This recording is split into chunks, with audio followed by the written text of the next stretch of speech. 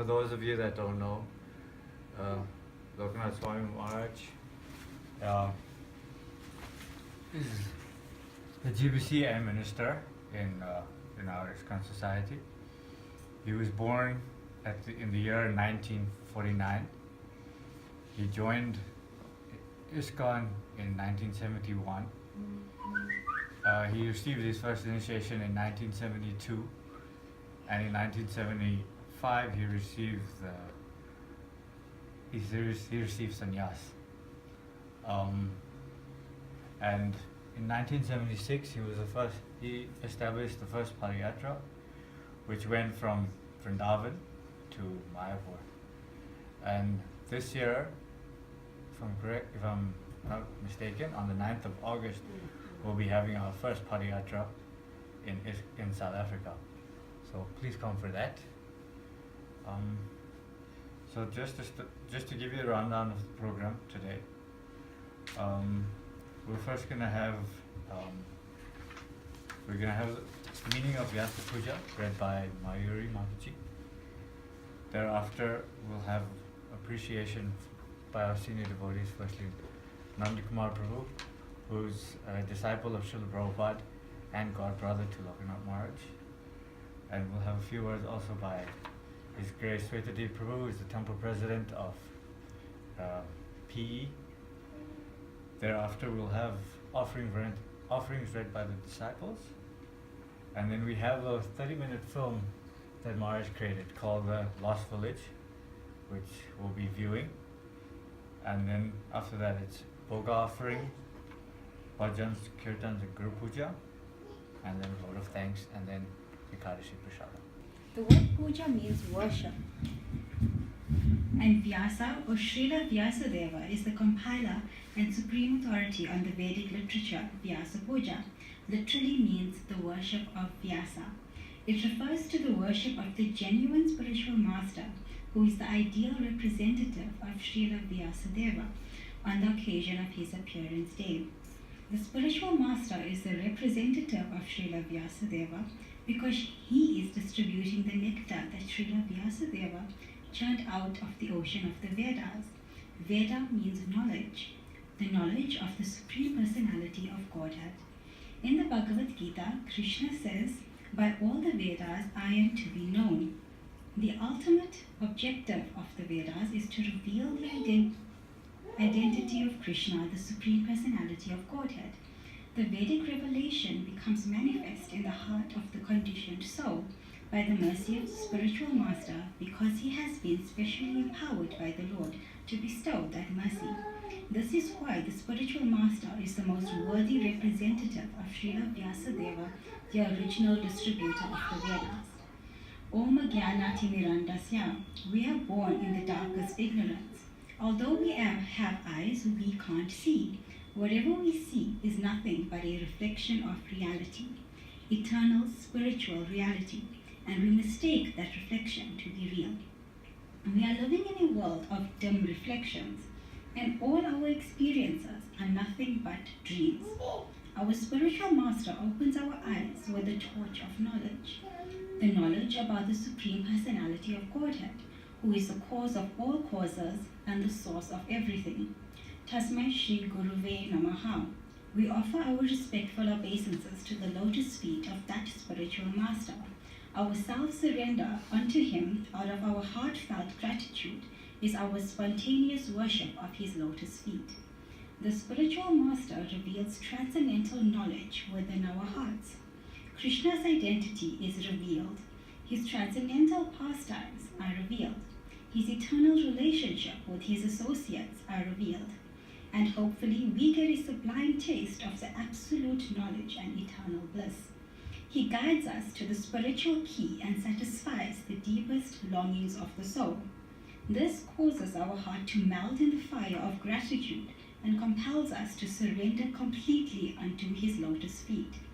This offering of the self in spontaneous dedication is the true worship of the spiritual master, the Vyasa Puja. The Supreme Personality of Godhead, Krishna, is sitting in everyone's heart as the super soul waiting for the living entity to turn toward him and recognize him as his dearest friend. Out of sheer good fortune, when someone turns his face toward Krishna and develops the faith that he is the Supreme Personality of Godhead, then Krishna arranges for him to associate with sadhus, the devotees. In the association of devotees, he hears about Krishna and gradually starts to comprehend his glories.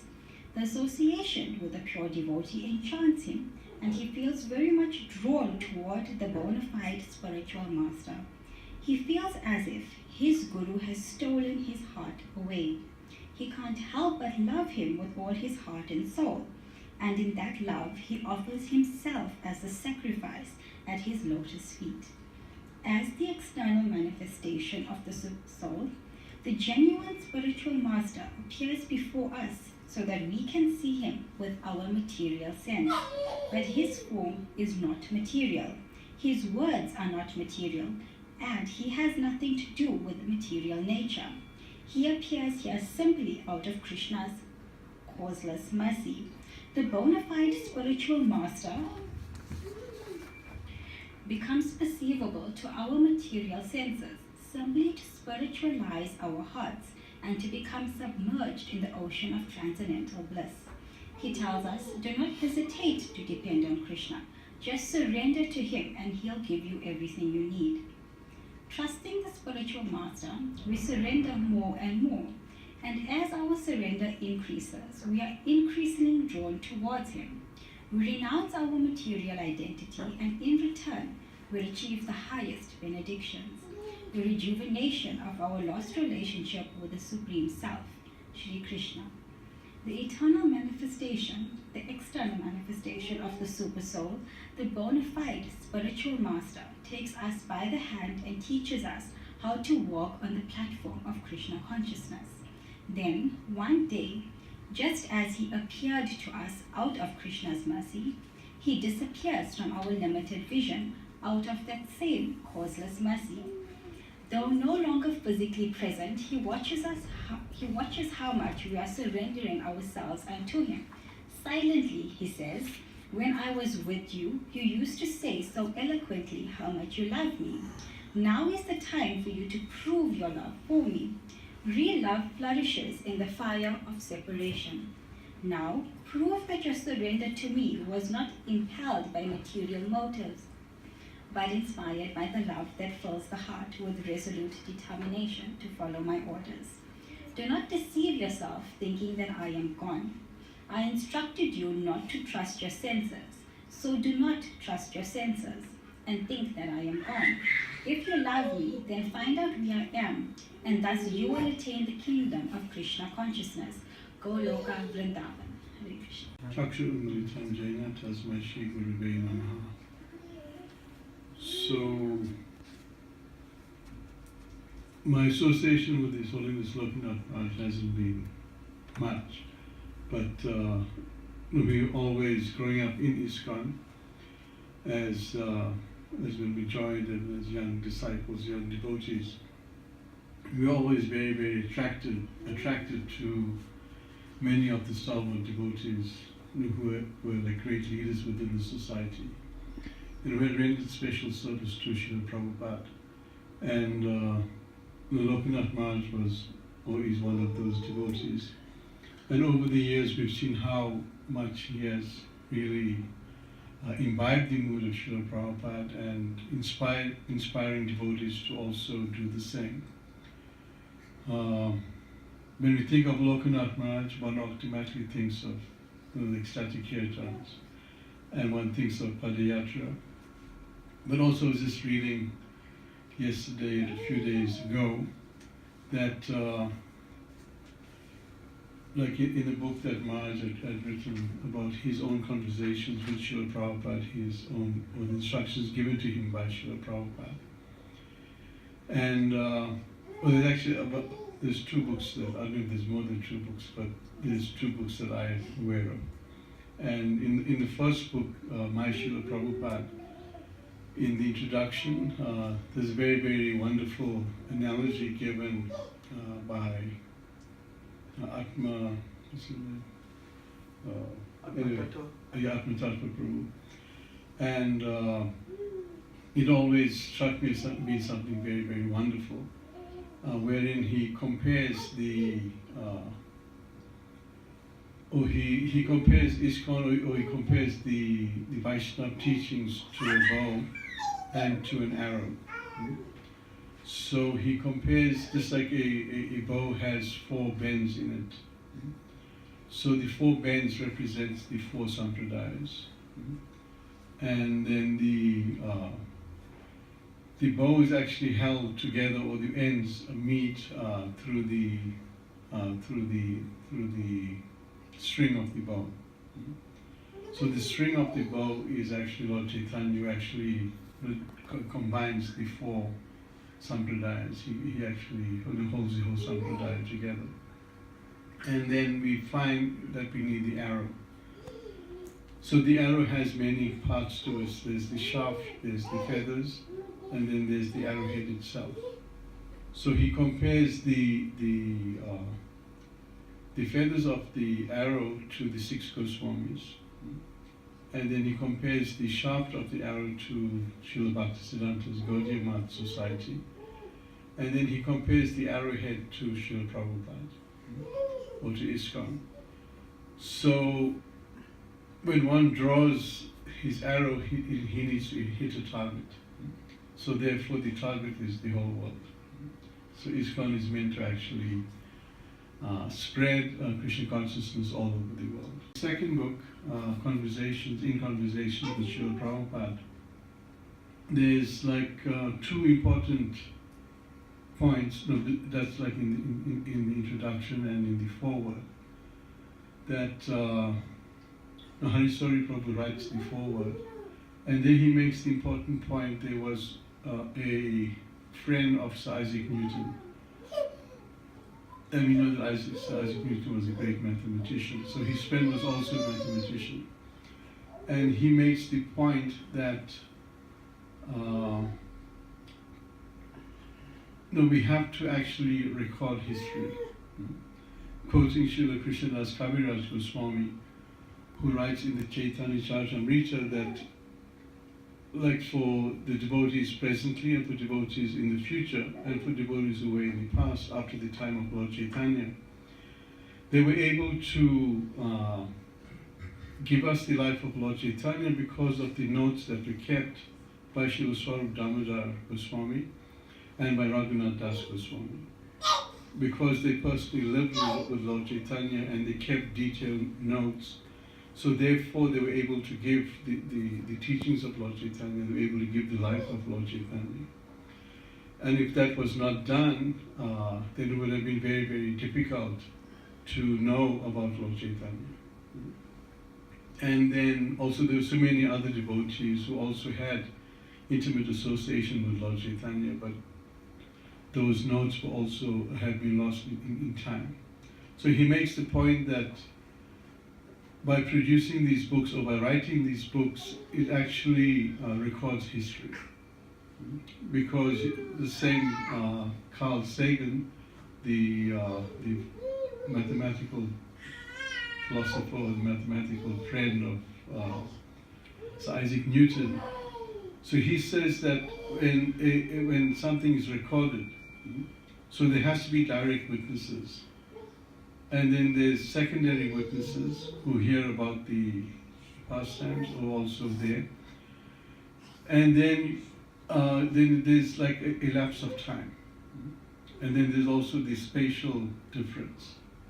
So he actually wrote a book using this mathematical formula. And he said by the year 3015, no one would know about Jesus Christ. Using this formula. That the person appeared, but there were records, but over the period of time, it would have been lost. So we see that writing books is very, very important because it actually brings to life the person and records the history, records the pastimes, records the activities, etc. And this is, as Prabhupada said, that ISKCON is meant to, as a movement that's going to go down in history, as the movement that saved the world. It is a movement that's going to last for 10,000 years, the golden age within the Kali Yuga. So therefore, for the world to know Srila Prabhupada, then these disciples, these devotees who had such intimate encounters with Srila Prabhupada, for them to record it, for them to write it, is very, very important. And even another person, he said that the greatest invention in the world is not the computer or the internet. He said the greatest invention is a book. Because he said it's something, it's flat and it's made up from trees. It has some writing on it. But what a book does is that it allows us to enter into the mind of a person whom we might have not met, who lived like maybe hundreds of thousands of years ago. So the book is very, very important. That we're able to enter into the mind of such a person, and that person is able to influence us in a way that we cannot even imagine. So therefore, writing about these memories, writing about these encounters is very, very wonderful. And it's something that we can, just by reading them, we actually, just like we read Srila Prabhupada's books, we get to know Srila Prabhupada, we get to know Krishna. So when we read the books written by the disciples of Srila Prabhupada, then also we actually get to know Srila Prabhupada on a certain level. And also we can appreciate the different moods of Srila Prabhupada, the different sides of Srila Prabhupada. Because sometimes when we think of Prabhupada, it's like he's very regal, he's very institutional. But here we get to see Prabhupada as a person. And it's a very, very intimate encounter, it's a very, very intimate relationship. And we see how the pure devotee is able to actually relate with devotees, with devotees on all levels.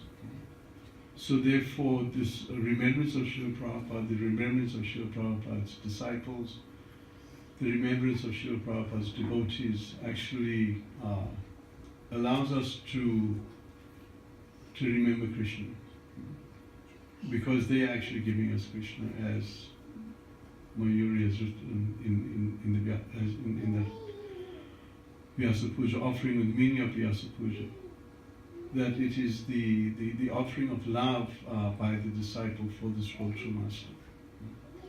So Lokanath Maharaj is very, very dear to Srila Prabhupada, is very, very dear to all the devotees in ISKCON. And we pray that Maharaj will continue to bless us with his association and with ecstatic kirtans. And Maharaj is not traveling so much, doing Padayatra so much nowadays. But we know that as Dasavatar Prabhu said, from 1976 through to 1977. And it was also Srila Prabhupada's wish, when Prabhupada was ready to leave this world, that he wanted to go on parikram also. And he told Lokanath Maharaj that you get the bullock cart together and we'll do Govardhan parikram.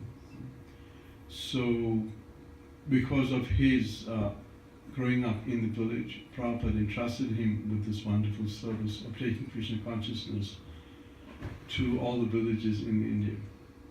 And we know that Maharaj traversed the Indian subcontinent many times, following the path of Lord Chaitanya, or following the route that Lord Chaitanya took. And on the occasion of the 100th anniversary of Srila Prabhupada's appearance, then Maharaj went through to so many holy places and collected holy waters from these holy places and earth from these holy places. And in this way, they kind of blessed ISKCON and blessed the world, that they would be able to actually embark on this parikram. I think also Maharaj has written a book on Vrindavan parikram.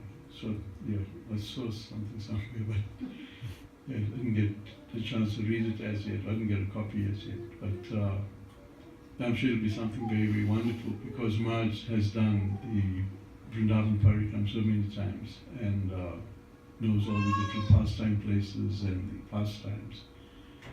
And from that we can understand that he is intimately connected with Lord Chaitanya, with Shri Radha and Krishna, and in this way, very, very dear to Srila Prabhupada.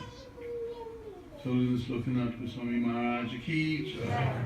Holiness Lokanath Swami Maharaj ki Jai. Srila Vyasa Puja Mahotsav ki Jai. Sorry, I'm not the president, but I'm just a servant of the devotees in P. Hare Krishna. Maharaj actually is very, very dear to me, and very, very close to me.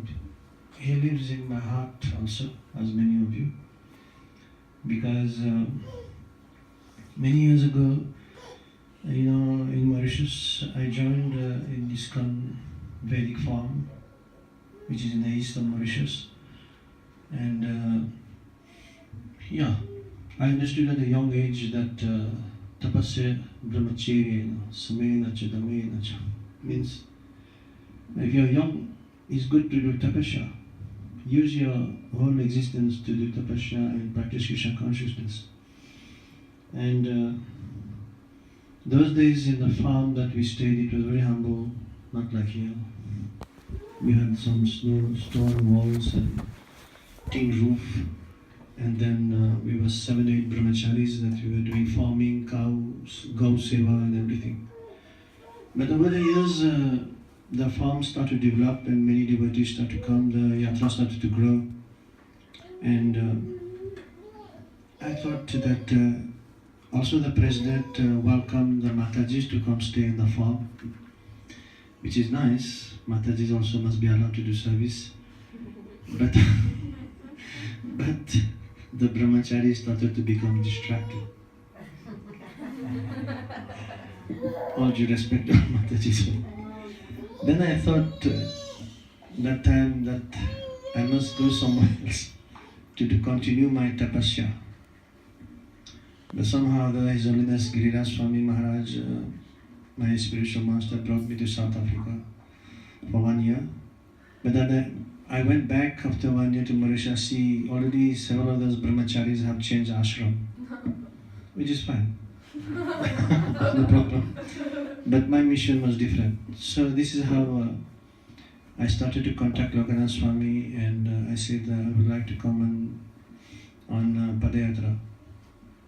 And Padayatra was, Prabhu Dasavatar mentioned that, and Prabhu Nanda Kumar, that Prabhupada personally instructed Lokanath Swami to do this Padayatra, to go out on bullock cart and go to rural areas, because as Lord Chaitanya has predicted, Prithivite Achayata Nagari Gram Sarvatra Hura Prachar Baranam, that one day in every town and village, the Lord's holy name will be chanted, Mahaprabhu's mercy will be distributed all over the world. It was being distributed, but all over India also.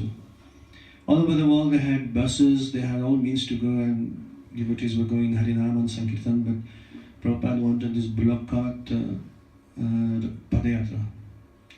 So they did, actually it was from Vrindavan to Bhubaneswar, I think, and Guru Govinda Swami Maharaj also was involved in this. That's why Guru Govinda Swami Maharaj also did Padayatra around Bhubaneswar. But the main Padayatra started the 3rd of September 1984. I wasn't there that time. It was on Radhastami.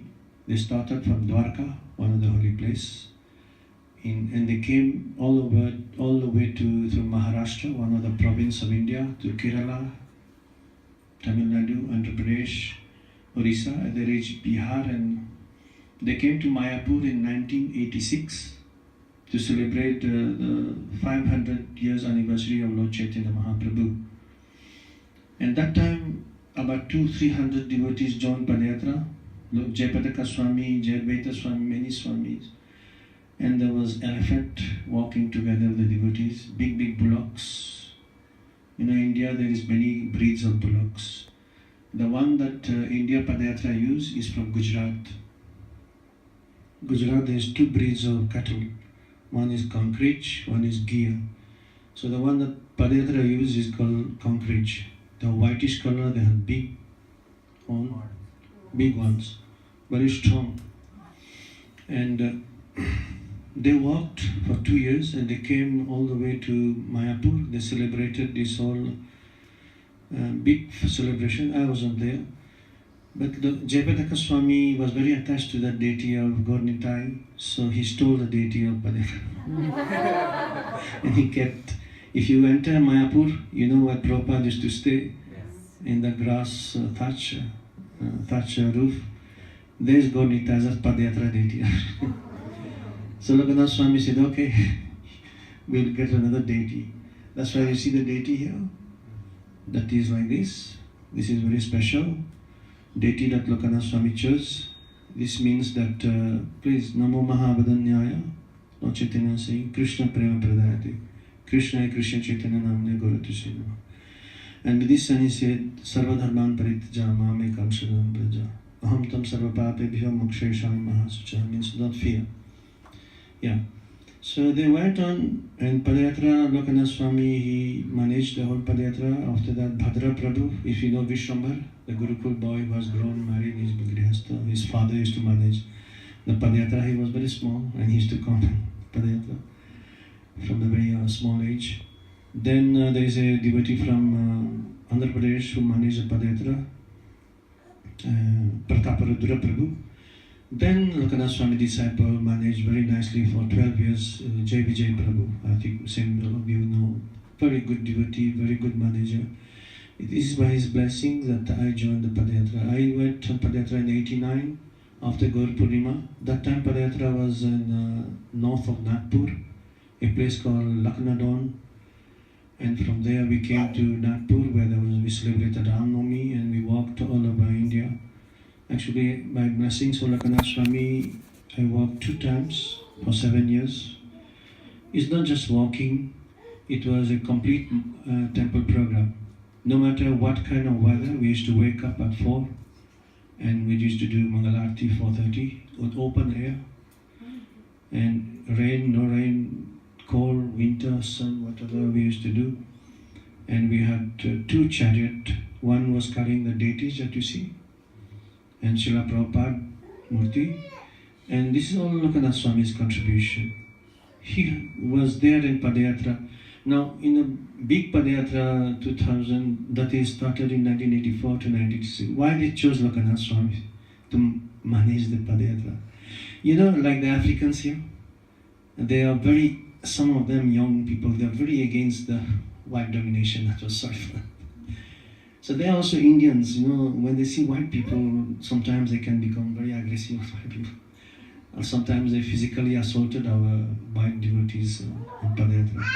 So Lokanath Swami was chosen to manage them because he could handle this rural area brahmacharis that came to Padayatra who didn't have education so much, they didn't know white body devotees also. So he used to pacify them and keep them in the control and be kind to them. And so that he continued to manage the Padayatra. Also Lokanath Swami Maharaj, he started the Braja Mandal Parikram. That book is written now is Braja Mandal Parikram, the whole Parikram. I did the beginning few years with him. It was nectar. When he used to go, every day he used to walk. Nowadays he don't walk because all the time. But those days he used to walk and stay with us. That was the best time of Parikram.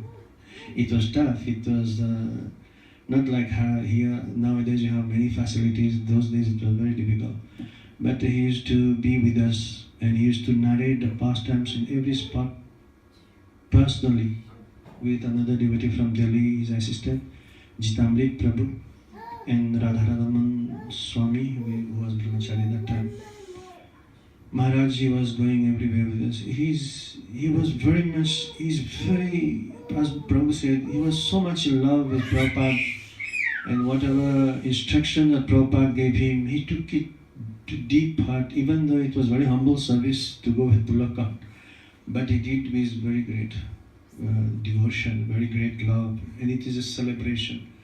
Utsava Mahadeva means he has written a book on festival. That book is very nice also. Because his life was always to bring this Krishna conscious festival everywhere, every town and village. Because every time on Padayatra, the whole Padayatra is a celebration. From the morning we wake up till we sleep, we go out, we preach, and books, we distribute these Padayatris, hundreds of Bhagavad Gitas, and everywhere. And people come for darshan. The biggest attraction, Prabhupada on this Padayatra. Because they used to come with from the fields, running from all over, to see a great saint is being taken on a chariot, and they will come and they will wait to get blessings. But then they will realize that it's a murti, and they will laugh. And then the second attraction was international, different countries, devotees, and the elephant. And our tractor also that we were taking on Padayatra was a big attraction. Villagers used to get shocked because it had 1, 2, 3 trolleys. It was like a train on a road. And one German devotee is driving, or sometimes American. Sometimes we had 4 trolleys, a small one at the back. One we had our luggages, one was full of our kitchen equipments, and one was full of bullock food and everything. And sometimes we had a 4th one. So sometimes it is very difficult. You can't drive this here. They will put you in jail. In India you can do anything, so you have to drive this everywhere. Yeah, very nice. So last I would say that Lokanath Swami, he come from a state of India called Maharashtra. Maharashtra is a land of saints.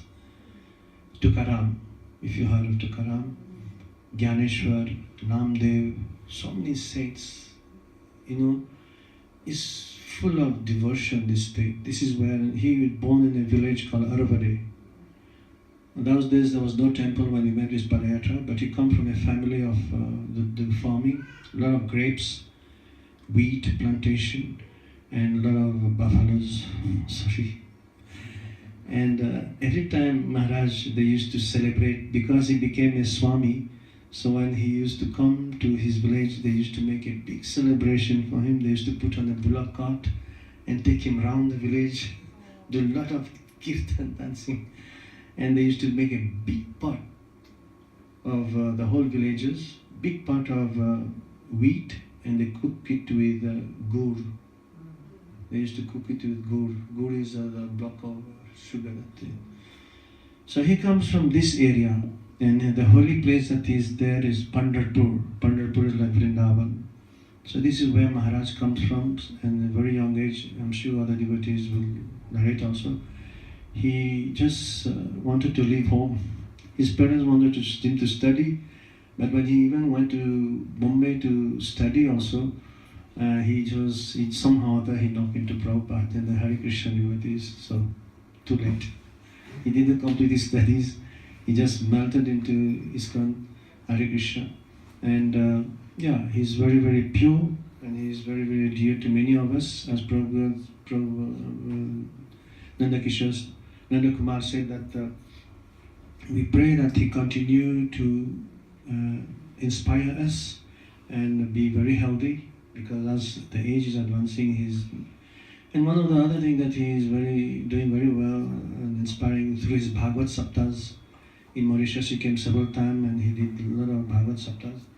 And I personally am very blessed and very honored, because since going to this Padayatra, I made my life more strong in Krishna consciousness. It helped me to become very firmly established in my devotion, in my path. And I'm very indebted to Maharaj. And today, on this very auspicious day, I beg for his blessings so that I continue to serve till I end my life here. Hare Krishna. My Guru Maharaj is offering to Srila Prabhupada.